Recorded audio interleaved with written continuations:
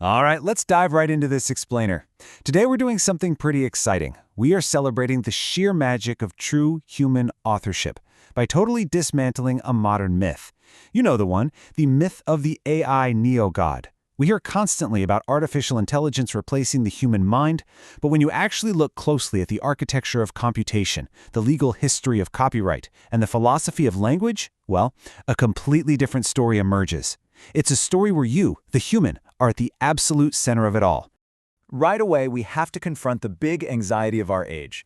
Is artificial intelligence an actual author, or is it merely a deterministic mirror reflecting our own culture back at us? I mean, are these systems really thinking up new masterpieces out of thin air, or are they just highly sophisticated calculators shuffling around data we've already created?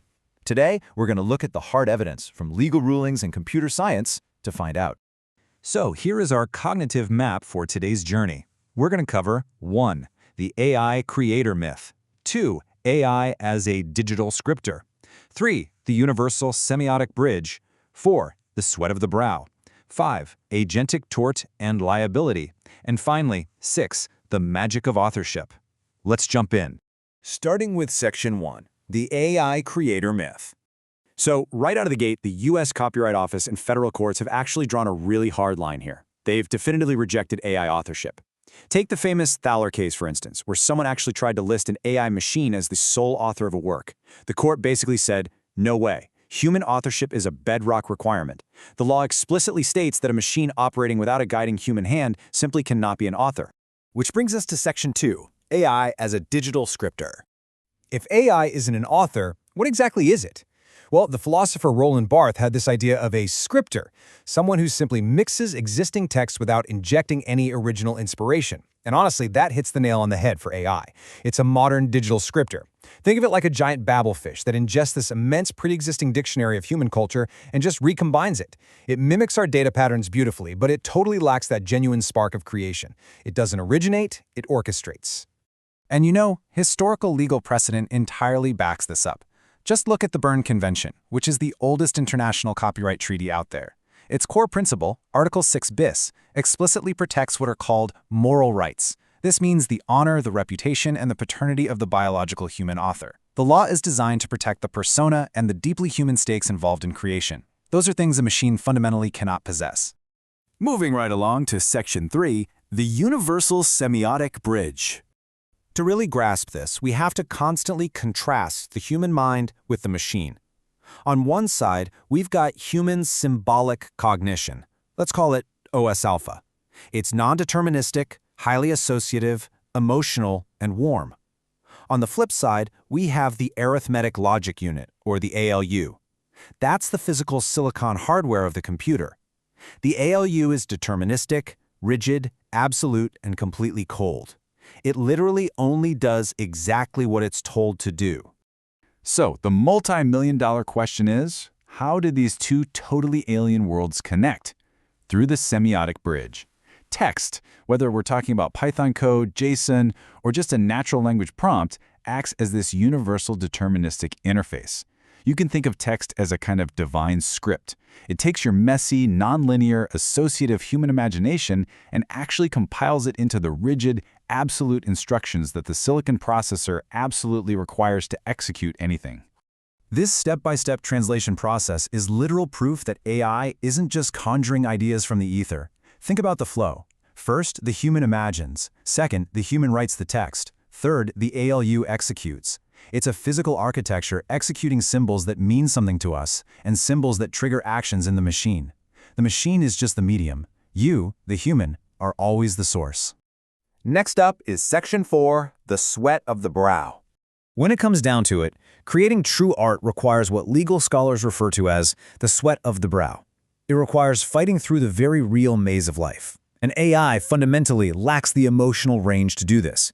It doesn't feel joy, grief, awe, or despair. It's never going to experience that sheer physical struggle of staring down a blank page. That biological friction, your associative memory pulling from real, lived, messy experiences, that is the true engine of originality. What's super fascinating right now is that as we offload more and more to AI, as we let machines generate all this effortless content, our legal systems are actually struggling to keep up. We're seeing courts quietly slipping back toward this old sweat-of-the-brow doctrine. They're trying to figure out how to properly value the massive quantity of human input, the meticulous prompting, and the curation required to bend an AI to our will. Instinctively, the law is always looking for the human labor. This leads us right into Section 5, Agentic Tort and Liability. Because machines are just deterministic calculators, we have to ask, who takes the fall when things go sideways? That brings us to agentic tort. True authorship isn't just about making things, it's about taking responsibility for them. It's the proactive, authorial act of bending a deterministic machine toward a moral mandate. Researchers actually call this protortion, actively shaping a system to prevent destructive outcomes. Because computer code is so absolutely literal, it needs a human author to constantly apply this agentic push. A machine simply cannot hold liability. In the real world, this liability shield plays out through what researcher Madeleine Claire Elish brilliantly coined as moral crumple zones.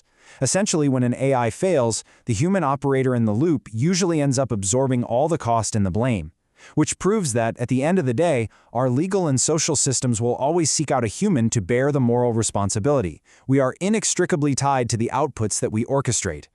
And finally, we arrive at Section 6, the magic of authorship. So, rather than panicking about the death of the author at the hands of AI, we should absolutely be celebrating.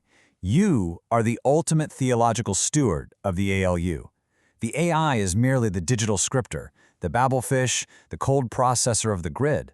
But we are not the medium. We are the spark that ignites the whole system. The machine literally just sits there waiting for our command.